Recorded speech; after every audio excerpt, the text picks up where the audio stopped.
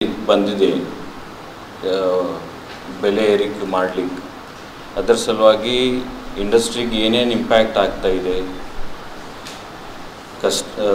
Domestic ಕಸ್ಟಮರ್ಸ್ಗೆ ಏನು impact ಆಗ್ತಾ ಇದೆ ಅದರ ಬಗ್ಗೆ ಸ್ವಲ್ಪ ಮಾತಾಡಬೇಕಂತ ನಾವು ಇಲ್ಲಿ ಬಂದಿವಿ.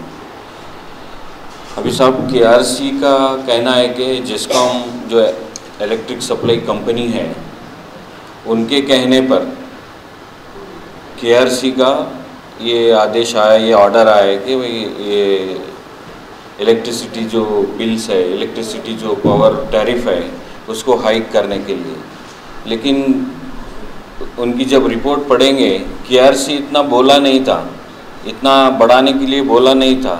एस्कॉम जो इलेक्ट्रिक सप्लाइंग कंपनी है उनको इतना बढ़ाने के लिए बोला नहीं था, फिर भी KRC जो है ना आर्बिट्रेरली इतना पावर टैरिफ हैक किया है, इंडस्ट्रीज़ का हैक किया है, कमर्शियल इस्टेब्लिशमेंट्स का हाइक किया है, डोमेस्टिक कंज्यूमर यूज़र्स का हाइक किया है। ये जो डिसीशन हुआ है ये पिछली सरकार के टाइम पे हुआ है, तो कोड ऑफ कंडक्ट के चलते इसको इम्प्लीमेंट नहीं किया था। अभी कोड ऑफ कंडक्ट हो गया, इलेक्शन हो गया है, तो वो जारी करना है करके 1 अप्रैल से जारी किए हैं। अभी कस्टमर्स को जो है ना 2-2 महीने का वो बैक एरियर्स भी आए, कभी हिस्ट्री में हुआ नहीं ऐसा, लेकिन फिर भी जो है ना 1 अप्रैल से लेके 2 महीने का बिल जो है ना पेंडिंग सबको देना पड़ा। अभी आप KRC का अगर आप देखेंगे क्यों KRC ने ये पावर टैरिफ को हाइक किया है, वो कहते हैं कि फ्यूल और पावर कॉस्ट की वजह से जो है ना हम ये पावर टैरिफ हाइक किए हैं। अभी फ्यूल और पावर कॉस्ट की वजह से आप अगर देखेंगे, पहले इंटरनेशनल मार्केट में जो क्रूड ऑयल प्राइस था वो $140 के ऊपर था, तब सरकार ने जो है ना ये फ्यूल प्राइसेस बढ़ाया था, पेट्रोल और डीजल का। अभी इंटरनेशनल क्रूड ऑयल प्राइसेस जो है ना अभी $100 के अंदर है, फिर भी जो है ना सेंट्रल गवर्नमेंट पेट्रोल और डीजल के दाम कम नहीं कर दी। तो इसका इम्पैक्ट जो है ना ये पावर कंज्यूमशन और पावर ट्रांसमिशन, पावर परचेसिंग पे भी हो रहा है। तो कहीं ना कहीं जाके जो है ना ये KRC का जो ऑर्डर है पावर हाइक करने का, it is directly related to central government. अभी पिछली सरकार जब BJP की सरकार थी कर्नाटका में, तब ये डिसीशन हुआ था। तो ये डिसीशन आप देखिए,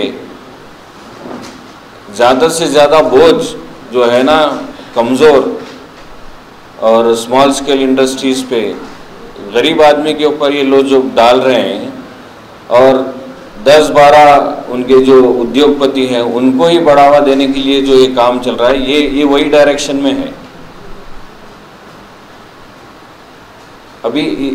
अभी इसका इम्पैक्ट देखिए, एक HT कंज्यूमर है, स्मॉल स्केल इंडस्ट्रीज़ में एक HT कंज्यूमर है जो मिनिमम डिमांड चार्ज होता है वो 265 रुपीज़ था, अभी उसको बढ़ा करके 350 रुपीज़ किया है पर kVA। अभी किसी का 136, 150 kVA अगर किसी का डिमांड है, कोई इंडस्ट्रीज चला रहा है, उसको डायरेक्टली जो है ना 15-20 हज़ार रुपये का ज़्यादा बिल भरना पड़ेगा, क्योंकि मिनिमम डिमांड चार्ज होता है, आप यूज़ करो या नहीं करो। तो ऐसे ही LT कंज्यूमर्स भी हैं, तो उनका भी डिमांड चार्ज जो है ना 30%, 25%, 30% तक बढ़ चुका है।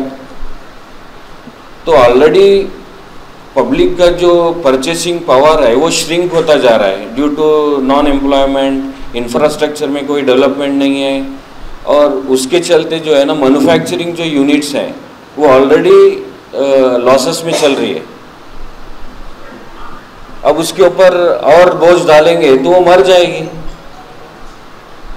कंज्यूमर्स का भी यही हाल है, जो 1000-1500 देते थे आज उनको जो है ना 2000, 2200, 2500 देना है, कहाँ से लाके देंगे? जॉब्स नहीं है, इन परचेसिंग पावर श्रिंक हो रहा है, कम से कम खर्चे में कैसे चलाना है वो चल रहा है। उसके चलते हुए ये और इंडस्ट्रीज़ के ऊपर, स्पेशली स्मॉल स्केल इंडस्ट्रीज़ जो हैं उनके ऊपर तो ये बहुत बड़ा असर होने वाला है।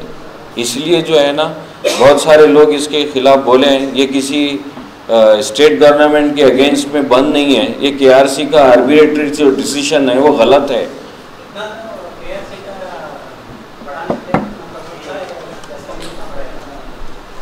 वो फिगर्स नहीं है साहब। जनरली क्या था, उन्होंने एक ऐसा दिया था कि हमारा पावर डिस्ट्रीब्यूशन लॉसेस बहुत ज़्यादा है, डेफिसिट है करके उन्होंने केआरसी को रिपोर्ट किया था। केआरसी एक इंडिपेंडेंट बॉडी है, कमीशन है, तो एग्जैक्टली फिगर्स हमारे पास नहीं है कितना बढ़ाना है करके। लेकिन न्यूज़ की रिपोर्ट्स वगैरह पढ़ने के बाद ये पता चलता है कि इतना उन्होंने नहीं बोला था। ये रिपोर्ट्स में है, आप डेक्कन हेराल्ड की रिपोर्ट में जाकर देखिए, ये ऑलरेडी रिपब्लिश्ड है रिपोर्ट। आ गया 4 lakh 1 lakh 3 lakh small scale industry जी तो थोड़ा कंज्यूमर्स को भी आ गया। ऐसा ही आ गया सबको। खाली 100 200 क्विंटल देने वाला को 10,000 8,000 इजी आ गए सब। तो पूरा